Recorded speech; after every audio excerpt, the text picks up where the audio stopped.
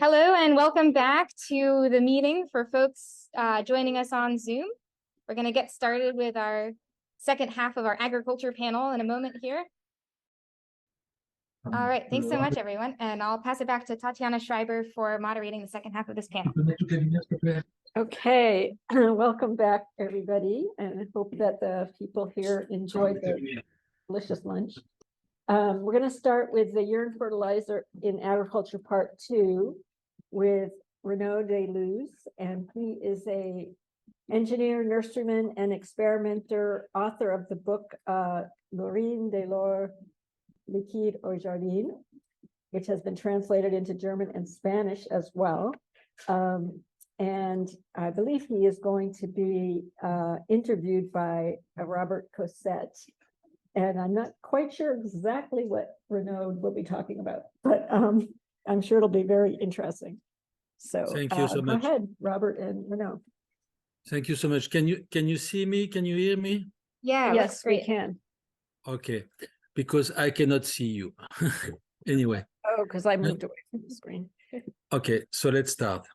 So as you know, that I'm interested by the use of urine, fresh urine, collective urine, and also urine-based fertilizer, what you call UBF or UDF, as you many ways to call them. And I wanted to see, to check the effectiveness of two UBF, which are Orin and Pitribon. Orin, I think you know it. I mean, everybody know it because they were nearly the first. And Pitribon is a new one made in Switzerland, also in Geneva. So I wanted to see that, and I made a process. Culture during 26 days, and I took pictures every day. So to show you the process of lettuces and basil in two different growing media. So we used compost, but when I say compost, I mean metro compost, and you can see on the picture. Thank you, Robert. You can see this is only compost, and then you've got compost and Pitribon, then you've got compost and Orin, and then you will have a compost and control. Okay, then we are reaching the yellow pots. Yes, exactly. Here you've got commercial soil, then including NPK fertilizer as a starter, then you've got Pitribon, and then you've got Orin. And then we will have at the end on the control, which is horticultural fertilizer. Okay, so we are just about 5 days. So now we will launch the video, and you will see that on the left side they will grow a bit less. Then after, I mean, the mid term, we made a refill, and you will see the difference. So let's carry on. Yes. Yes, you can go on. You can go on, Robert. Yes. Here, okay. So after, yes, okay. So then you can see that on the left, the lettuces are growing better to reach at the end the same size. So keep it launching, please, because we will see it on the PowerPoint after that. Yes, yes. And okay, so you notice that on the left side, the compost only they didn't grow, and on the middle they grew, and then we will see it later. So now, Robert, can you launch the basil? Yes. And I thank you, Robert, for helping me, because you made a great job with the videos. Thank you so much. You're welcome. Yes, you can see that, the basil.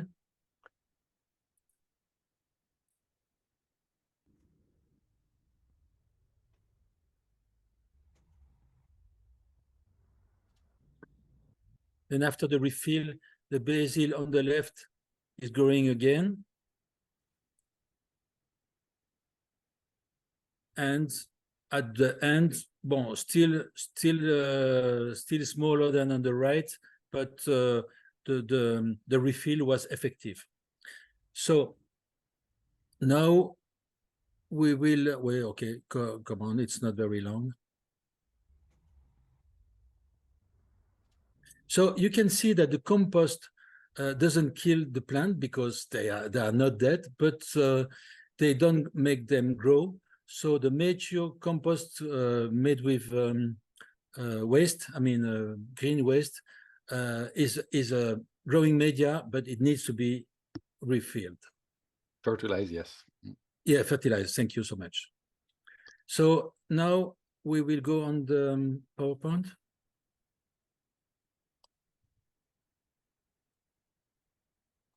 Yes. No, the PowerPoint. Okay. No, the beginning, the first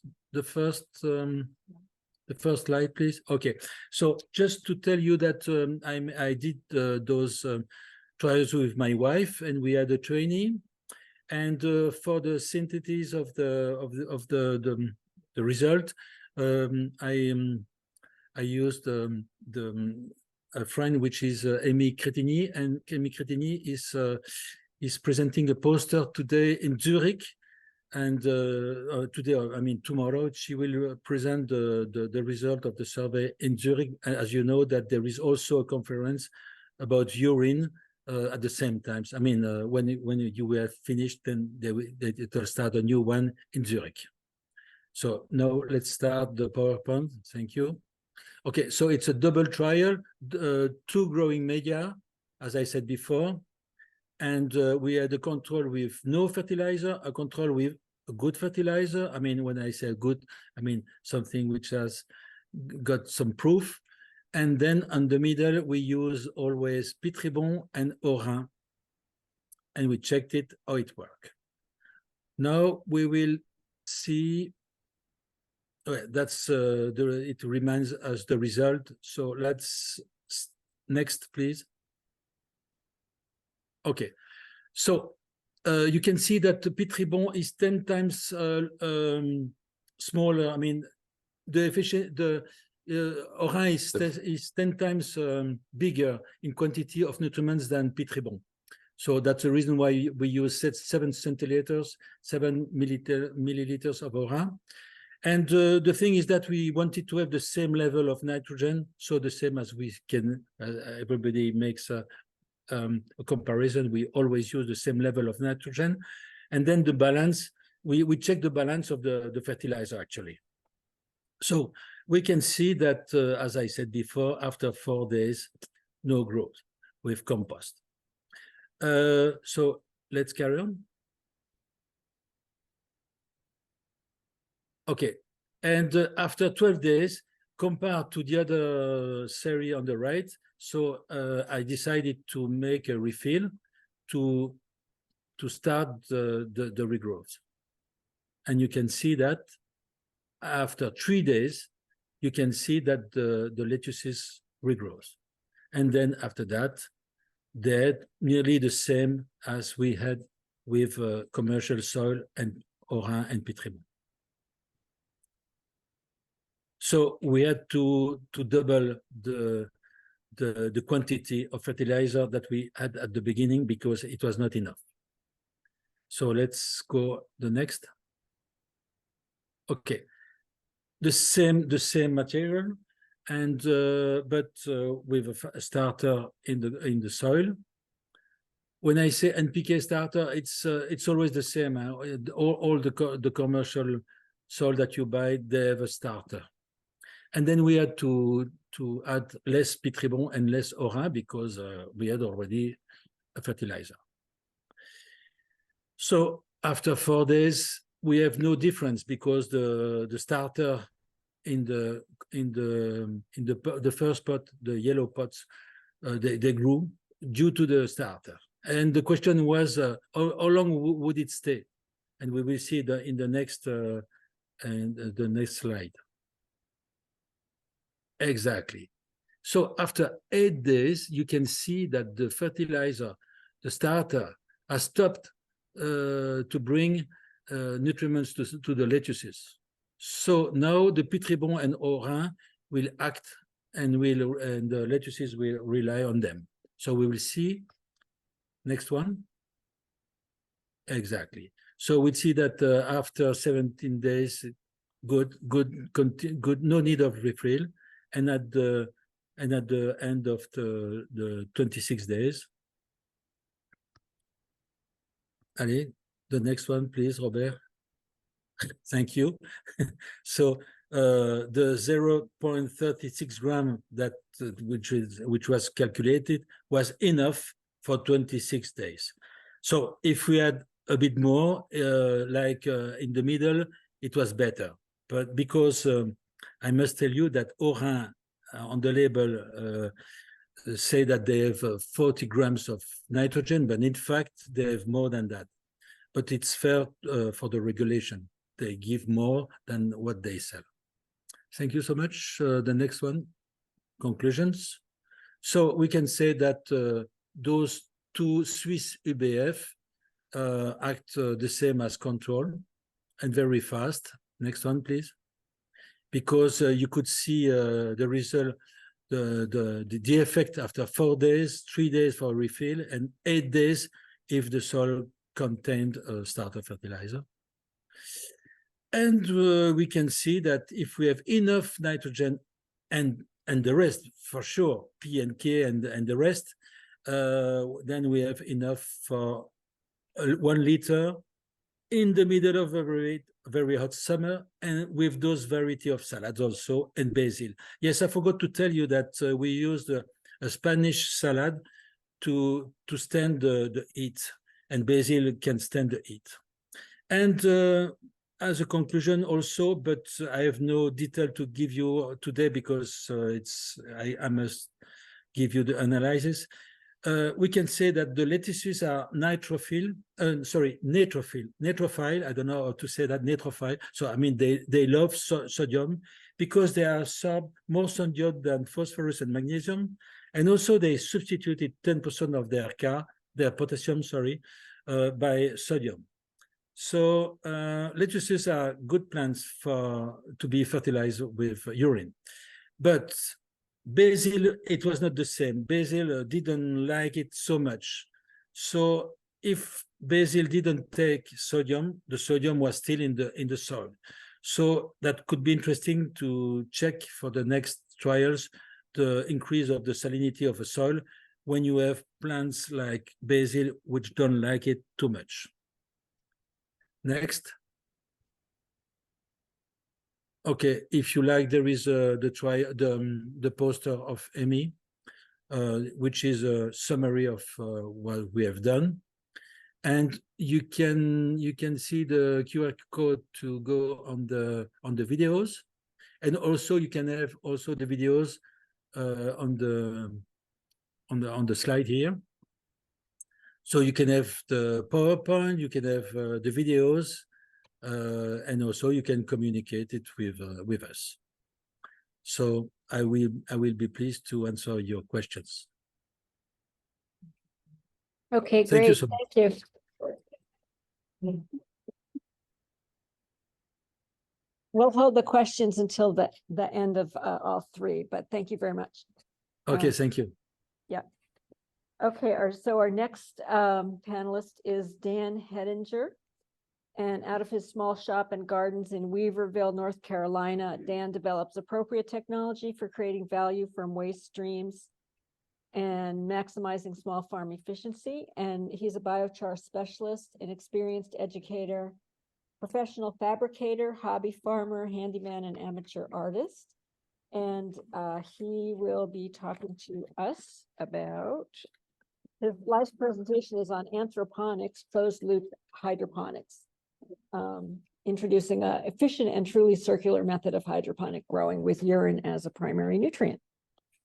Okay, hey, so my name is Dan, and a little background. I was the biochar facility manager at Living Web Farms, and I was there for almost 10 years. And sort of in those last few years, started looking at alternate growing methods, and sat in on the Rich Earth Institute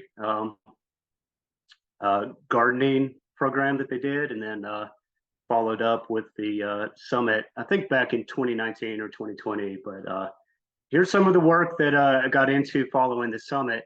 I know I said I was going to do anthroponics, but I want to squeeze this one in real quick. This is the summer of 2021. And this is growing this Bloody Butcher variety of red dent corn. And I set up sort of a larger scale trial. We got a community collection program going, had about 10 people donate, and 3 out of those 10 donated more than once.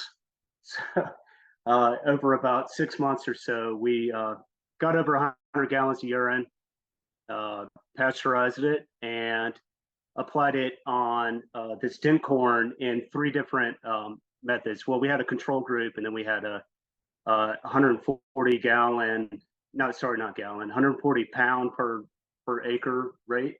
That's nitrogen, and then a 200 pound per acre rate. So sort of a low conventional rate, high conventional rate compared to control. And in all cases, we were doing these, what I would call permaculture methods leading up to this. This is cover cropping. This is applying compost.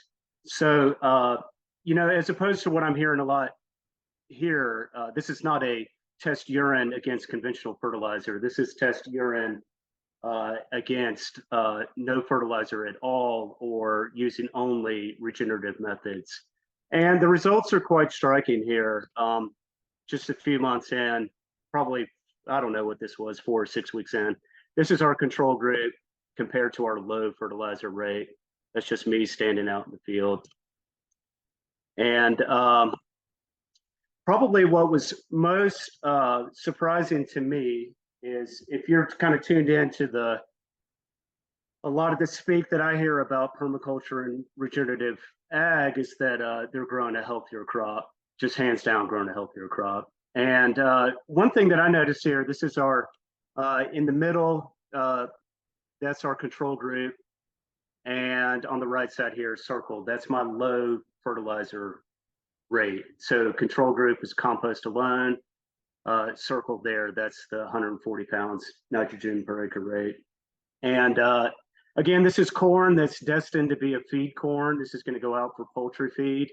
I've got higher protein, higher fiber, slightly higher fat, and less carbohydrate to begin with. So, you know, I don't do feed science, but, you know, my assumption, maybe somebody here can back me up or prove me wrong, but I believe we're growing a healthier feed for poultry by applying urine. So, you know, our goal with this project was to sort of walk this middle line in permaculture, where mineral fertilizers are completely out of not an option at all in that paradigm, but perhaps urine will fit in nicely in a permaculture setting. So let me get to the meat of this here. Okay, so again, what I'm hearing a lot today is so scientific. I feel like I'm just kind of playing around here, but hopefully you guys can have some fun with me with this. I got into it's, well, let me back up. This is immediately following the 2000, I forget if it's 2019 or 2020 summit. So excited about this. This is just like 2 weeks later. I started an indoor growing program doing lettuce, and this is using some equipment from an aquaponics experiment that I had done years prior. And we failed dramatically at that. We had almost no budget for lights or equipment to speak of. So you'll see this is pretty homegrown. But one thing about the aquaponics, I got a little dismayed at the fact that aquaponics is really driven by imported feed in order to produce the ammonia in the water, in order to produce the nitrates to grow vegetables. I figured we can easily skip all of that mess and just go straight circular with it, using, you know, human urine to grow the vegetables we eat. So just a little background on how anthroponics or aquaponics work. Nitrifying bacteria are the engine here. Whether it's fish supplied ammonia or human supplied ammonia, you use a biofilter mechanism that houses the nitrifying bacteria to convert ammonia to nitrates. And here's my little mock system. This is a single 50-gallon drum, cut off of a 50-gallon drum. And then this is an IBC tote down here. with just PVC piping. And this is sort of a representative of the three sort of main ways to do hydroponic vegetables. This is what it looks like in practice. This is actually in the back of our shipping container turned soldier fly rearing facility. So we had some pretty strange environmental conditions in here that I'll get to later. But you can see I'm growing celery in a media bed up here, a lot of lettuces down here. These are suspended in water, aerated water. And this is just a film of, we call this a nutrient film, but it's water just sort of passing along the roots of the lettuces there. So early trials, this is entirely urine and wood ashes in the beginning. So urine was roughly, I want to say it goes in at about 1% of the entire mix. That would be a high rate of urine. Maybe like a 200-to-1 ratio, somewhere between 200-to-1 and 100-to-1 parts water to urine. And wood ash was fairly uncontrolled at this point. I was just adding sort of a tablespoon at a time, trying to keep pH in balance. Just a little deeper dive. This is the media. Part of the reason why we wanted to try this experiment, again, we make a lot of biochar. This is a walnut shell biochar produced from black walnuts that were sourced here in Western North Carolina. And one thing that's really unique about this walnut shell biochar is that it stays glass hard after charring. It's not like wood biochar, certainly not like the straw biochars where it easily crushes into dust. So what that means here is that you can like get your hands in there and root around. It's not going to break up into powder. I've still got this same batch in this same media bed, probably 4 years later. I've since moved it to my backyard where I still run it now. Biofilter, again, remember what I talked about, basically no budget to run this system. Our media, I was pretty proud of this. I actually shredded quite a few HDPE milk jugs and kept them in nylon mesh bags. So that's my, basically my surface area for the nitrifying bacteria. That's just a little bit on the shredding process. Okay, so about 3 months in, doing pretty well. Incidentally, what's happening here is things are starting to warm up and our soldier flies are really starting to kick off. Remember, this is a closed room. There's pretty inadequate ventilation going on here. And I did run into some issues with mineral nutrient imbalances fairly quickly, as expected, right? So maybe I didn't iterate the fact here, but this is a completely recirculating system. Any minerals that go in, the only place they're coming out is through the vegetable. I ran into some imbalances fairly quickly after 1 or 2 lettuce crops. And I ran into some environmental issues too, where I believe we were getting into some CO2 and high moisture and low air exchange issues where I was, okay, that's a photo of some pretty healthy looking lettuces. This is an issue here with nitrogen and iron deficiencies, believe it or not. And you wouldn't expect to see nitrogen deficiencies in a urine powered system, but I did. And later on, after getting a tissue sample on this, we discovered that it was extremely high calcium, presumably from the wood ash. And I believe this to be an issue of calcium moving through the plant, causing this sort of a warpage in the leaves. And from what I understand, maybe somebody can tell me differently, but I believe this to be an environmental issue. We did get, okay, like I said, we got some tissue samples and we got a solution analysis from our university lab. I don't want to get into the weeds here, but some pretty severe imbalances going on. Very high zinc, which I believe, again, would be coming in from the wood ash. Given the imbalances, I wanted to take a little bit of a deeper dive into this and start being a little more carefully instead of just throwing in urine and throwing in wood ash willy-nilly and using EC or pH as my only measure. I wanted to be a little more controlling about what goes in. So I had a urine sample sent off to the lab. I believe that was up in Maine. So I began collecting just to have another element of control here. I began collecting only my morning urine. And you guys may find this interesting, but I believe that nitrogen content to be significantly higher than other urine collected throughout the day. So there's a little Easter egg for you guys. What I did was take the deep dive into hydroponics that I had not done yet before, and found 3 sources for what is considered a balanced solution for growing lettuces. One from Cornell, one from a book from, I believe his name was James Benton Jones, and one from our North Carolina Department of Agriculture. And the one I chose was Jones because he, across the board, thinks are pretty low. I for the most part, felt a little more comfortable keeping nitrogen lower in the system, just nutrients across the board, a little lower so that we didn't get into some nutrient toxicity issues. And I found that lettuce to be quite easy to grow despite keeping nutrient concentrations quite low. So what I did here was just build this spreadsheet and play around with different inputs.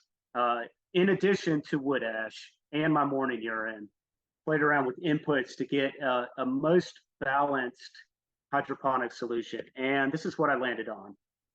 Per liter of of my morning urine, the high test urine, I was doing 24 grams of my wood ash and 24 grams of gypsum, soluble kelp, and potassium carbonate.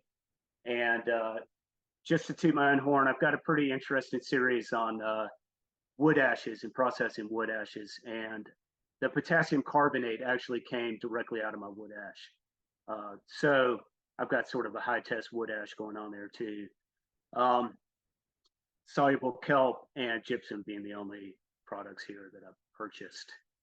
We did add liquid chelated iron in the beginning, and eventually I have moved entirely to worm castings and wood ashes, and I skipped the gypsum and kelp altogether, and iron. And things seem to be running pretty nicely, sort of back on my old philosophy where I'm not quite as controlling here. But as you can see, things got quite a bit more successful when I moved outside, getting off the artificial light and getting into free air circulation. Here's an interesting thing that came up, again, kind of harkening back to the corn and how at our farm in particular, we brag about being incredibly regenerative and permaculture based, and building soil is sort of a top priority for us. I expect that a lot of people who fertilize with urine come across this yuck factor of like, no, I don't want to eat your vegetables if they're grown with urine. Interestingly, in our community, it was, no, I don't want to eat your hydroponically grown vegetables. If it's not coming from the soil, then I don't want it. And so I had sort of a double-edged yuck factor going on here. And I grew a lot of lettuce that I could not keep up with. So I switched over to Japanese indigo. This is sort of just like a hobby of mine to produce plant-based pigments. And I had some experience growing indigo in the soil and fertilizing with urine in the soil. And I was getting a crop of indigo in the summer of 2020. I was getting a crop of indigo probably every 4 weeks, which is lightning fast in this hydroponic system. So again, that's using my mineral mix plus the urine. And as you can see in the media bed up in the top corner, I've switched over completely to growing Swiss chard. And again, recall that this is a closed loop system. What comes in has to come out through the plant. So you guys, I know I've heard a question about salts earlier. We're all familiar with the sodium buildup, and most plants are not going to be taking out sodium. Early on, I tried to grow celery thinking that it would be sodium tolerant. and later on discovered that Swiss chard is actually sodium hungry. It really devours sodium.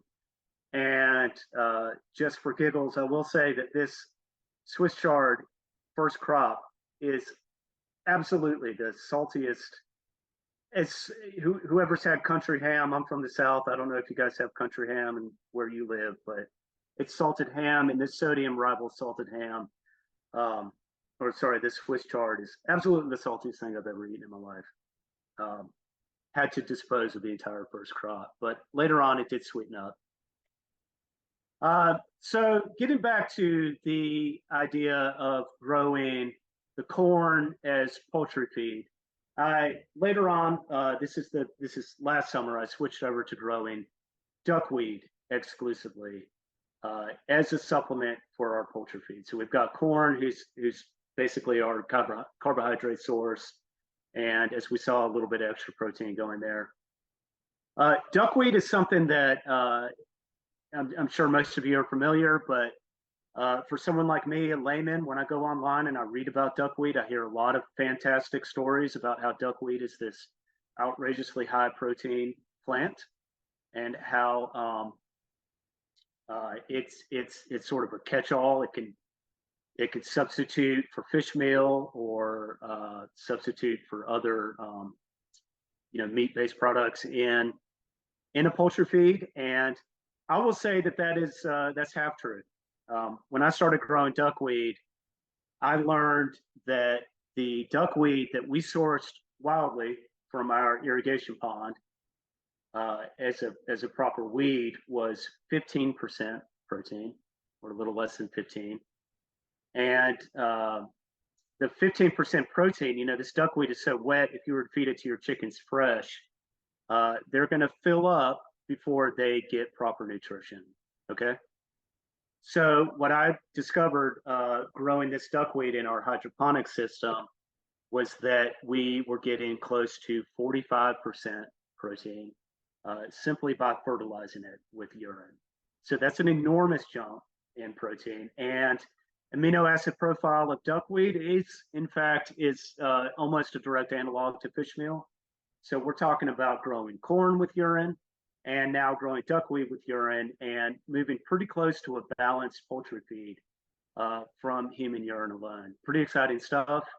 Take that and include soldier flies grown on food waste, and now you've got a high fat source, and you're getting pretty close to some balanced poultry feed grown entirely on waste products. And that's very impressive. We should try to wrap up this so we have time for one more presentation. Oh, sorry. Okay. Thanks. All right. So here's just my roots shown here. This is the longer roots in this case are the wild source duckweed. Shorter roots showing that the duckweed just doesn't have to try so hard to find nutrition. Okay, I appreciate it. Sorry that went long. Oh, that's okay. That was great. Thank you. Thanks. And hopefully we'll have time for a few questions after. So thank you very much. Okay, for our last presentation, we have this session, we have Abe Noe-Hays, who, as you all know, is the research director of the Rich Earth Institute, where he coordinates our multidisciplinary research and demonstration effort involving farmers, scientists, planners, and volunteers, with the goal of developing tools and methods to allow other communities to start recycling urine. A lifelong resident of Vermont, he's used alternative sanitation systems since 1976 and has been academically and professionally involved in their development since 2000. And he will be talking about our recent SARE-funded project on reducing on-farm ammonia loss from manures through fermentation using whey and paper fibers. So welcome, Abe. Hey, thank you, Tatiana. Yeah, so this is these are preliminary results from this project. We'll be doing our final report shortly, but some of these slides will be a bit reworked in the future. Fortunately, you have me here to narrate them to you because some of the graphs are not intuitive, but I'll help you through them. And this has been a group effort by many of us at the Institute. Tatiana, who's here, Gretchen, Savison, who is on Zoom, I believe, and Julia all helped present this and had key roles in it. We also had Bradley Kennedy help do the design, and we had key assistants from Emma Allington, Josie Rutherford, Ella Ball, Jamina Shupak, and Arthur Davis. So it's been a group effort, and it has had a component that is in the lab, and also a component that is social research. And I'll be talking mostly about the lab part because it has to do with the urine and what we found in terms of chemistry. But I'll touch also on the social part, because in all of our work in the urine nutrient reclamation program at the Rich Earth Institute, we try to make sure that it's relevant to farmers and useful in the field. So we were trying to address the issue of ammonia volatilization, which is the tendency for ammonia in urine or also in stored liquid manures to evaporate and leave into the atmosphere, meaning that the nitrogen in the NH3 of ammonia, that nitrogen fertilizer, goes into the atmosphere where we can't use it, and it comes down somewhere else where we probably don't want it. And so you lose the value of the fertilizer, the nitrogen fertilizer, if it volatilizes, and you cause pollution. So we want to avoid that. And it's a chronic problem with liquid manure that's spread on dairy farms or other farms, and also an issue with urine, or especially concentrated urine. And one approach that is used to manage that, especially in Europe, that's being done, that's where the idea came from, with Bradley Kennedy's thesis work in Europe, is you can add acid. So if you pour sulfuric acid into your manure tank, or you mix it with your high ammonia urine, the ammonia changes to ammonium, it takes on a hydrogen ion, and that prevents it from evaporating. It becomes charged and it can't evaporate. But sulfuric acid is difficult and dangerous to handle, and it becomes expensive. So we wanted to pursue the idea of bioacidification, using a waste carbon product to promote fermentation and promote acid production. And so if we add a carbon-rich waste material to liquid manure or to urine and foster fermentation, then that will create organic acids that will lower the pH in the manure or in the urine and prevent ammonia loss. And so the benefits of that were lower nitrogen pollution, fewer purchases, and also indirectly, if people are applying manure, they're often trying to apply enough to meet nitrogen demands of plants, and you can end up over applying phosphorus, because manure has a lot of phosphorus. And if you can keep more nitrogen in the manure, then there's less total applied. Not so much an issue with urine, but that was part of what motivated us and what motivated the funder. And also methane, why was that? I don't remember that last part. That's relevant to manure, not to urine. So let's just skip it. And so our research included talking to farmers to figure out if this would be feasible on their farms and their manure pits. Also doing lab trials to gauge what recipes were best, and interviewing farmers throughout the region to gauge their feelings about it, their opinions and their positions. We took two materials, Whey, W-H-E-Y, the residue from making cheese or making yogurt, which comes in an acid or a sweet flavor, whether it's yogurt or cheese, and then short paper fibers that come from pulp sludge. And we later learned that there are some issues potentially around PFAS in paper sludge. We're not sure about this paper sludge, but it can be. So that's just a caveat as we go forward. And in the lab, we did a 100-day trial, making a bunch of different recipes in a pre-trial, and we found our favorite recipes, and we did them in triplicate, stored at 4 Celsius, and in triplicate stored at 24 degrees Celsius. And we also measured the pH at many points along that 100 days. And yes, and there was another factor. We had a fermentation culture added or not added to see if adding an inoculation culture helped the fermentation start or if it didn't. And that culture was just a smoothie we made out of silage, probiotic pills, and sauerkraut juice. We weren't looking for any particular strain. We just wanted lots of bacteria and let the best bacterium win. So this is a big chart. Mostly what I was highlighting here is the nitrogen form. So in pasteurized urine, we had 0.88% nitrogen, so 8.8 grams per liter of nitrogen. Almost all is ammonia. Liquid manure actually was a lot more organic nitrogen, less ammonia, and the digestate was some of each, which if you want to track those in the slides, that's just something to keep in your mind. I'm going to focus on the urine. Another thing to notice, though, is that the wheys, especially the sweet whey, but also the acid whey, had a not insignificant amount of nitrogen in it. So you're actually adding nitrogen to the mix by adding that. I'm sorry, these two here.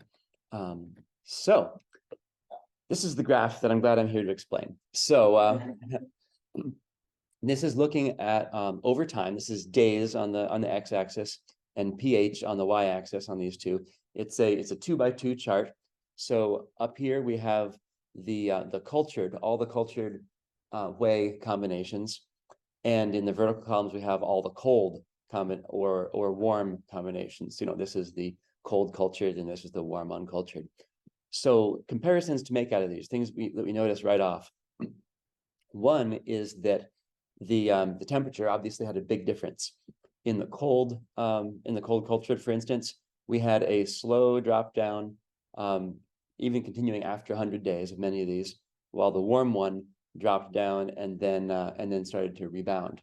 So that had a big difference.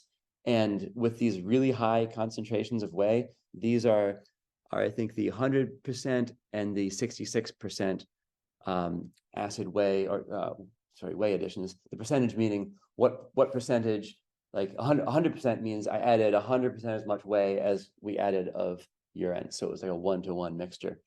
And so those 1-to-1 mixtures dropped down to about 4 pH, astonishingly low. Oh, well, maybe not astonishingly, but remarkably low. Another really significant factor was that culture made an effect. It had a big effect. Fermentation happened without the culture, but if you look at, say, these warm ones, these 3 lines here in the uncultured are spaced, you know, they perform differently, and they all just performed excellently in the cultured one. So here on the bottom, we had the one that was 100% acid whey addition, did quite well cultured or uncultured, but the lesser acid whey, which is this dark triangle, did just as well with culture, but not as well without culture. And the sweet whey was kind of wacky and ended up rebounding at the end without culture, but with culture, it behaved beautifully. So the culture definitely helped to reach lower temperatures, or reach lower pHs, and to be more consistent. And yeah, in the cold one, it's interesting that many of these formulas actually reach the same destination in the cold as the warm. They just took longer to get there. So the warmth wasn't necessary. It just made things faster. So then moving on from there, here are the same, these are all the same data points, but we're looking at just what's the biggest drop that happened. So, you know, here we're looking at drop over time, maybe it went down, maybe it bounced up again. These are just looking at what was ultimately the largest pH drop that happened, or the lowest point we got to in the pH. And so it's a little easier to read because we don't have as many tracks, because each track is one kind of thing. So the red is the uncultured acid whey. And let's look down here. This is the urine. Let's look down here. Don't look there. So for instance, in the warm one, these are increasing addition rates of the acid whey. So this is a low amount of acid whey addition, and this is 100% addition. This is a 66 addition. So you can see that the more whey you put in, the lower the pH reached in pretty much all of the treatments. And then you can also see that the cultured did better across the board than the uncultured at most concentrations. I won't dwell on this one or those. But then we got to the point where we wanted to see what actually happens when we try to test ammonia volatilization, because we know the pH, we expect the pH to be an indicator of what ammonia volatilization will be, but what will it actually be? So Gretchen made all these jars, like 100 jars, with inside of them, oh, sorry, here's some points I should be saying, is to simulate land application. This is not land application, but is like it. We chose our favorite 15 recipes, and we put a little bit of slurry, 5 milliliters of slurry, in each of these these bigger beakers. And then we put some NaOH in there to absorb carbon dioxide. You can't see that in the back, but what you see in the front is boric acid with an indicator solution, and that absorbs the ammonia. So the ammonia volatilizes, and then it gets pulled into the boric acid solution, stays there, changes the pH, and changes the color of the indicator solution. So it turns pink turns from pink to blue as ammonia is trapped. And then we back titrated with sulfuric acid to measure how much sulfuric acid does it take to return to the original pH, return to the original color. And we did that with 45 different jars, because we had 3 replicates of each thing. That's how they looked. Here's what they did. Again, and that's Gretchen. Thank you. There's Gretchen. Thank you so much, Gretchen. I think you're listening, and this is a lot of work. So here's my favorite graph. This is where really the findings came through. So these 5 different traces, control is on urine, how much nitrogen per liter volatilized and was captured. And over the course of, say, 6 days, we lost about 4.5 grams of nitrogen out of there, about half the nitrogen volatilized and was lost. And these other tracks were different amounts of whey. This one was a small amount, 6.25% sweet whey. It helped, but didn't help a lot. 6.25% of the acid whey did about twice as much benefit. And then the 12.5% acid whey really reduced to below 1/2 the volatilization. And the 100% acid whey, which is a lot of whey, eliminated it. We only on day 20 did we see even the tiniest detection. So clearly, adding whey can reduce or completely eliminate the volatilization. And this is a absurdly long trial, because this is basically saying if you applied this to the soil and there was no rain for 4, 6, 14, 20 days, then how much would you have lost? And realistically, you probably apply when you think there'll be rain in the next few days. If you're applying synthetic fertilizer, if you're applying urea, you need rain within a few days, or you start losing ammonia as it hydrolyzes. So yes, it's effective, and it's effective even at relatively small amounts. Adding, I think this is 1/16 of the original volume. So you're really not increasing your stored volume by very much. It doesn't take very much whey, but you get a demonstrable reduction in ammonia volatilization. And then you can kind of eyeball how they related here, but we did one more plot, and the bottom one again is the one that's on urine, looking at pH versus how much ammonia had been volatilized on, I believe this was day 4. Day 4 that we chose to do this graph at, and it's a pretty flat slope, and pH is logarithmic, so I won't really call it linear, but it is a very close to a linear fit on this on this scale, and that's a great confirmation of our hypothesis, was that the ammonia volatilization rate was going to be directly related to pH in the stored urine, and if we could add sugar in the form of whey and have that ferment and lower the pH, then we would in turn reduce the volatilization of ammonia in our field application.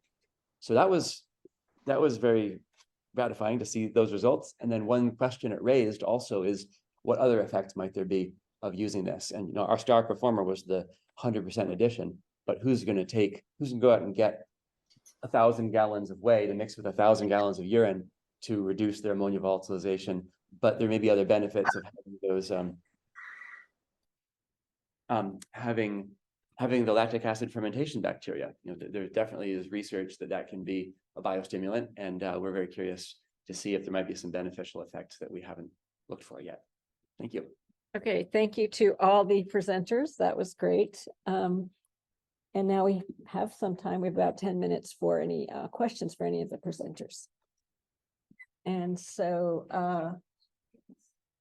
a question for Dan was, do you monitor for pH in the system water? Okay, I'm just getting to those questions now in the chat. Yeah, absolutely. So yeah, we that was early on. That was really my only way of sort of keeping things in line, monitoring pH. And I think I said in the presentation that that's really the only way I was controlling my wood ash dosage, was adding wood ash until pH shot up above 7. Interestingly, I did do some fermented urine too, using the sauerkraut molasses approach. And I found that really once the nitrifying bacteria got a hold, urine would sort of mediate itself. and stay down around 6 or so after, I don't know, less than an hour of adding a liter of high pH urine. One thing in particular, this is sort of a little off topic, is in this case, in the aquatic environment, if I didn't have it completely covered, if I'd had such a high nitrogen load in the water, I would grow algae and the pH would sort of shoot up prior to algal blooms. So it was my indicator that algae was coming and I had to cover it. That was a real struggle with the duckweed in particular, to make sure that I don't harvest too much at a time. Interesting. Okay. We have a question here from the floor. Abby? Hey, I have a question for you, Dan. Were you, the concentrations that you showed of nitrogen or your initial concentrations, you mentioned that it was a closed loop system, and I might have missed this, but were you just adding that initial concentration at the beginning of 3 months and letting that run, or were you continuing to add as Yeah, good question. were absorbed? Yeah, continuing to add. I'd have to go back in my notes to know exactly how much, but I do recall that I started at the 200-to-1 ratio. And then I was adding something close to, I believe it was a liter a week, and that was probably dosed over 3 or 4 days. Did you do any kind of initial calculations to figure out your dosing based on the projected growth of the lettuce, like how much you would expect to be removed and then returned? Or did you just kind of base it off of what you had collected? I honestly, I looked at YouTube videos and got a sense of how I'm not the only person in the world doing this, and there are some other people that had wrote about it, and that's what I started with. Cool. Yeah, Thank you. so yep. Okay, so I think we have some more questions from the chat. Yeah, for a question for Abe is, can vinegar be added in small scale operations to lower the pH? And another question for Abe, I'll just ask also, is what do you expect to be the impact of the treatment / acidification on the soil pH and biodiversity, if any? Okay, so I was making some noise myself. You're saying, can vinegar help? Vinegar be used- this question. Right. Yeah, I suppose anything could be used on a small scale to reduce the pH, vinegar could or citric acid. But if you're doing it, say, at the home scale, or where you can, well, a more efficient way to use vinegar or citric acid for acidification is to add it to a container before the urine goes into the container, because then that will prevent the urea from turning into to ammonia in the first place. And I think it only takes theoretically like around 1/8 as much to do it that way. So I think we suggest around 2 cups of vinegar in a 5-gallon jug of urine. So, or in a 5-gallon jug, and then you start adding the urine and it stays acidic. You can't put it in at the end, it has to be at the beginning. And that lasts for a couple of weeks, I think, but smaller amounts of vinegar work for shorter amounts of time, larger amounts work for a longer amount of time. And I think citric acid is somewhere around a tablespoon for a similar effect. Oh, and as far as soil pH and microbial impact, I don't know what the soil pH impact would be. I kind of expect that it wouldn't be much because it's a small amount spread over a large land area, and it's not an inorganic, it's not a strong acid, it's an organic acid that once that lactic acid gets digested by other bugs aerobically, it stops being an acid. So I don't think there would be a long-term effect on the soil. Microbially, I don't know, and that's what I'm curious about, whether it could inoculate the soil with lactobacteria, which could be a good thing. Yeah, and we had a question for Dan on whether, are you worried about plastic chemical leaching in your anthroponic system? No, not really. Those are all food grade plastics, origin milk jugs. So I believe that HDPE is among the most benign plastics, especially if it's not dyed. Honestly, I'm more worried about the zinc than anything. from the metals, any of the from the IBC tote in particular. Seeing those high levels of zinc seemed to be a concern to me after a while. Oh, that's very interesting. Yeah. Okay, did you have another question? Okay, no, that's okay. We have, does anybody else have any question? And then we'll let Abby go, or especially any question for Renaud, because question hasn't been asked. But it was just answered. It was already answered in the chat. Okay, come on up, Abby. I have a question for Abe, actually.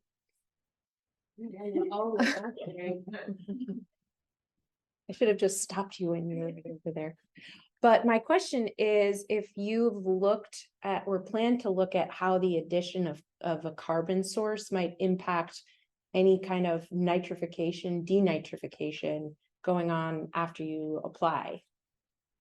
Because the denitrification needs a carbon source to occur, so. Okay, yeah, I haven't thought about that. It's not happening, I assume it's not happening in the fermentation because there's no oxygen there and there's no nitrification happening in the fermentation. But once it goes on the soil, nitrification is what, you know, starts happening to ammonia in the soil. And there's already a lot of carbon in the soil. I haven't done a comparison between how much organic matter or you know, easily metabolized organic matter is in the soil. I would assume that there'd be a lot more in the soil because there's tons of soil that per acre we're putting it on. But no, I don't know. And I guess if the organic matter was being fermented, if then it's lost, a lot of it is lost also, or degraded in the fermentation. Yeah, no, I'm not sure about those. Yeah, Be interesting. yeah, it would be interesting as a follow-up to look at that.